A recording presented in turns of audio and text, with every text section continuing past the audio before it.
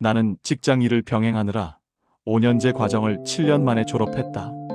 44세 졸업한 방송대. 해냈다는 성취감은 그 무엇과도 바꿀 수 없는 값진 열매였다. 그래서 나는 방송대 졸업이 참으로 자랑스럽다. 내게 이런 자신감이 없었다면 인생의 여러 어려움에 마주할 때마다 쉽게 포기했을지도 모르겠다. 방송대 개교 50주년 동문 에세이. 오늘은 피어나지 않는 꽃은 없다. 늦게 필 뿔나는 제목으로 1996년 국어국문학과를 졸업한 국회의원 김영주님의 이야기를 소개합니다. 방송통신대 국어국문학과 졸업. 현직 국회의원의 프로필이 담긴 의원 수첩에 나는 이 한 줄을 고집스레 써넣는다. 그냥 서강대 대학원 경제학 석사만 써넣어. 다들 그렇게 해. 이러는 주변 사람들의 말을 물리친다. 방송대에 다니지 않았다면 지금의 나는 없었다는 초심을 잃지 않기 위해서다. 대학 공부를 하면 내가 놓치고 있는 더 많은 것을 깊이 볼 수 있다는 생각이 들어 37에 방송대 국문학과에 입학했다. 평소 문학을 좋아하기도 했지만 국문학과 선택에는 남편의 사기가 팔알은 작용했다. 국문학을 전공한 대학 교수 남편이 공부를 적극적으로 돕겠다고 해서 철석같이 믿었다. 일하며 공부하는 아내를 위해 완벽한 요약 정리를 기대했지만 나만의 착각이었다. 기말 시험을 앞둔 어느 날 노조 활동으로 지방에 내려갔다가 올라오면서 다음날 있을 시험 걱정을 남편에게 전화로 털어놓았다. 그는 확신에 찬 어조로 걱정하지 말라고 했다. 마음이 놓였다. 피곤한 몸을 이끌고 집에 돌아오니 내 키 높이만큼 책이 쌓여있다. 중요 페이지에 포스트잇이 붙은 채로 이것만 읽고 가면 김유정에 대해 완벽하게 답을 쓸 수 있다는 남편의 발상은 교육자다웠다. 이런 교육에 힘입어 나는 자습법을 터득해야 했다. 경기 전에 몸을 풀 듯 퇴근 후 매일 도서관에서 소설을 읽으며 3시간씩 앉아있는 연습을 한 다음 본격적으로 주경야독했다. 하지만 첫 학기는 쌍권총도 모자라 뒷주머니에도 권총을 넣어야 할 정도였다. 아무래도 혼자 공부하기에는 힘이 부쳤다. 그래서 20대부터 50대까지 나이도 천차만별인 동기생들과 스터디 그룹을 짜 돌파구를 찾았다. 고등학교를 갓 졸업한 젊은이, 경찰, 군인, 소방관, 가정주부, 은퇴하신 어르신 등 다양한 직업을 가진 학생들이 서로 부족한 부분을 채워주면서 바쁜 시간을 쪼개 치열하게 공부했다. 나는 직장 일을 병행하느라 5년제 과정을 7년 만에 졸업했다. 44세 졸업한 방송대. 해냈다는 성취감은 그 무엇과도 바꿀 수 없는 값진 열매였다. 그래서 나는 방송대 졸업이 참으로 자랑스럽다. 내게 이런 자신감이 없었다면 인생의 여러 어려움에 마주할 때마다 쉽게 포기했을지도 모르겠다. 공부의 불구덩이에 두려움 없이 뛰어들게 한 자신감. 이 내적 에너지를 장착한 나는 나이 50에 이르러 서강대 대학원에서 경제학 공부를 시작했다. 무엇을 하기에 늦은 나이란 없다. 바로 지금 내 가슴을 뛰게 하는 열정이 중요하다. 그 때문이었을까? 20년 노조 활동이 어느 한순간 기쁨 아닌 적이 없었다. 중학생 때부터 줄곧 농구 선수였지만 농구로 대학 가는 것을 포기하고 서울신탁은행 실업팀 선수로 사회생활을 시작했다. 나이가 들면서 선수로서 체력의 한계를 인정할 수밖에 없었다. 나는 소속팀 은행원으로 인생 2막을 살아야 했다. 그러나 내 인생의 새로운 장막은 녹록지 않았다. 운동만 하던 사람이 일을 제대로 하겠느냐는 선입견을 넘기가 쉽지 않았다. 한동안 어떤 업무도 주어지지 않는 굴욕을 견뎌야 했다. 하지만 나는 아무도 하지 않는 일을 스스로 찾아서 해놓는 것으로 나의 존재를 증명해 보였다. 사소해 보이는 일이라도 누군가 해놓으면 편해지고 좋아 보이는 일이 무엇인지 찾아냈다. 선배들보다 일찍 출근한 나는 너무 많이 찍어 뭉친 인주를 티스푼으로 잘근잘근 다져 부드럽게 만들어놨다. 인주 범벅이 된 도장들도 깨끗이 닦아 손잡이만 봐도 어디에 쓰는 도장인지 알도록 구분해놨다. 이렇게 20여일이 지나자 상사가 나를 불렀다. 김영주 씨, 출납 업무 좀 맡아보세요. 드디어 내 일이 생겼다. 돈을 바꿔주고 확인하는 간단한 업무였지만 감개무량한 첫 업무였다. 나이로는 중요한 일을 맡아 하는 중견 사원들과 맞먹었지만 나는 현실을 인정하고 느리지만 작은 일부터 꼼꼼하게 열성을 다했다. 이런 노력 덕분에 나는 곧 운동선수와 은행원 사이에 놓인 편견의 강을 건널 수 있었다. 2년 후 나는 그 지점에서 고객들이 가장 많이 찾는 직원이 되어 있었다. 나아가 김영준은 다른 지점으로 보내면 안 된다고 할 만큼 절대 신임을 받는 유능한 직원으로 인정받았다. 내가 노력해서 말 대신 실천으로 보여줄 때 상대방은 내가 요구하지 않아도 스스로 편견의 벽을 허문다는 것을 알게 되었다. 은행 생활에 익숙해질 무렵 내 인생의 산막이 열렸다. 농구선수 시절 내 팬이던 오빠와 결혼을 하고 학동지점으로 발령받으면서 노동조합과 인연이 시작되었다. 내가 노조원들의 눈에 띈 것은 여성조합원 노동교육을 마치고 열린 장기자랑에서 빨간 바지를 입고 과감하게 디스코를 춘 덕인 것 같다. 나는 학동지점에서 어느새 유명인이 되어 있었다. 노조에서 나를 스카우트했다. 나의 그런 소박한 인기도 노조 선거에 도움이 되리라고 판단했나 보다. 노조에 별 관심이 없던 나는 얼떨결에 발을 들여놓았다가 또 얼떨결에 분회장까지 맡게 되었다. 노조 일을 보면서 놀라운 사실을 많이 알았는데 여행원이 직급 체계 중 하나라는 것이다. 여행원은 여성은행원의 줄임말이 아니라 그것 자체로 일반 행원 아래에 있는 직급이었다. 그래서 여행원의 여자를 떼고 일반 행원이 되려면 전환고시를 통과해야 했다. 여행원들은 이 시험을 성전환고시라고 불렀다. 전환고시는 상식, 영어, 논문, 실무 4과목을 봤다.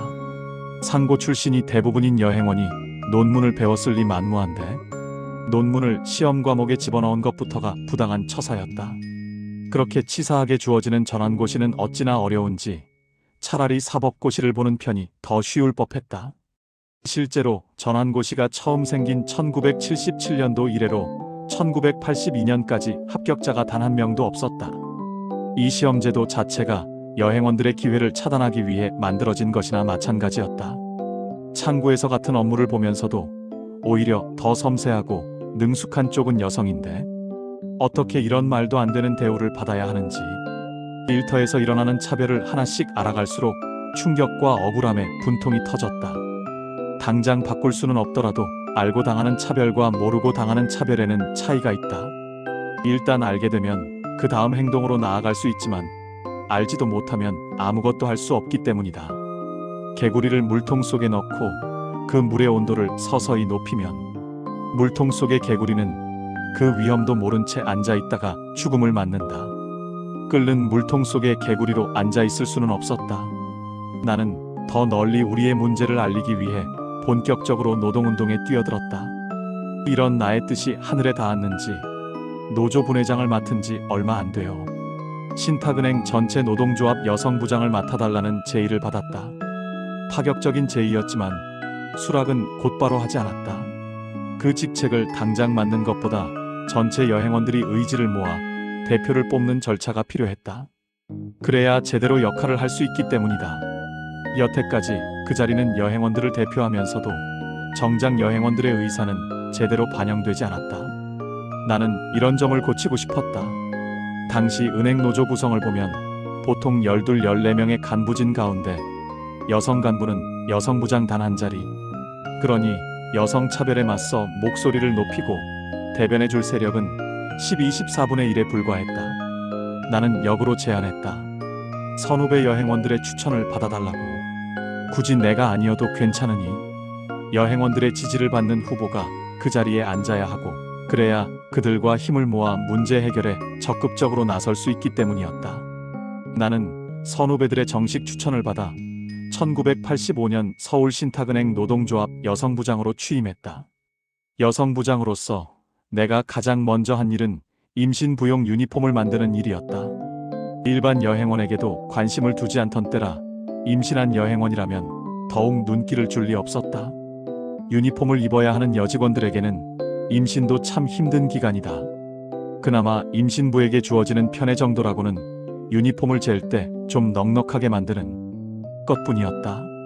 그때도 은행 측에서는 임신부 옷까지 해줘야 하느냐고 타박했지만 나의 강력한 의지와 여행원들의 합심으로 노사협의를 통해 결국 해냈다. 결혼 퇴직 각서. 이 말도 안 되는 각서도 사라져야 했다. 1970년대까지 여행원은 결혼하면 퇴직하겠다는 각서를 써야 입사할 수 있었다. 그래서 여행원들은 결혼과 동시에 은행을 그만둘 수밖에 없었다. 여행원 제도 철폐는 은행 노조 여성 간부들이 오랜 세월 시민단체와 함께 싸워서 얻어낸 결과물이다. 한 은행 노조의 힘만으로 해결될 문제도 아니어서 각 은행 노조의 여성 부장들이 수차례 모여 토론을 하고 시민단체와 국회를 수차례 드나들며 협력을 얻고 투쟁해 갔다. 과도기적 성과로 특별전직이라는 카드를 얻어내기도 했다. 시험이 너무 어려워서 행원으로 올라가기 힘드니까 장기 근속자는 시험 없이 특별전직을 시켜달라는 우리의 요구가 관철되어서 근속 15년이 넘는 여행원 중에 근무 고과가 좋은 30%가 우선 특별전직 대상이 되었다. 그래봤자 1년에 5명 10명 사이였다. 당시 전체 여행원이 3천여 명이었으니 세 발의 피다. 그러나 언제나 그렇듯 출발이 중요하다. 시작이 반이다. 거세게 불어닥친 민주화의 물결과 함께 1987년도에 남녀고용평등법이 제정되어 동일노동 동일임금의 물꼬를 텄고 1993년에는 시중은행의 여행원 제도가 폐지되었다.